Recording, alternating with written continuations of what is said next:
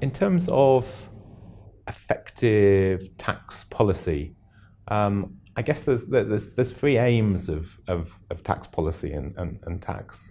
One is to raise revenue and the revenue needed for essential public services. One is fairness in how that's raised. And I think then the final one is simplicity and clarity in the system of tax. And they're all interrelated. I think what we see at the moment, and I guess it's another principle of tax policy, would be ensuring that what tax is levied against matches the nature of the economy. So I think we're seeing so much transformation of the economy through technology, whether that's creating a kind of gig culture that's changed employment and employment tax, or sort of transformation of big digital firms, which we're seeing an impact in terms of corporation tax. Those sort of raise fundamental questions about whether we're taxing the right things.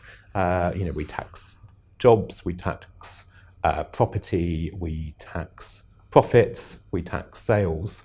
What's the right balance in the modern economy? And I think some of those issues need every so often to be debated from first principles.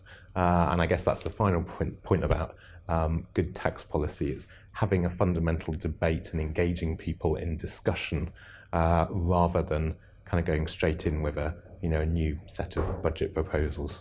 At the moment we have a lot of different tax incentives and tax reliefs, but no real clear statement from government or agreed with society about what say the five aims of those are. What do we want to achieve? And I think we would say that there's a good case for saying that tax incentives should be targeted on things like promoting exports, particularly as we leave the EU, promoting innovation, maybe promoting a change in investment models and promoting impact investment. But we should have a debate and identify the small number of priorities that the tax system is seeking to incentivise, and I think aim to then simplify the rest and just focus on those few targeted reliefs.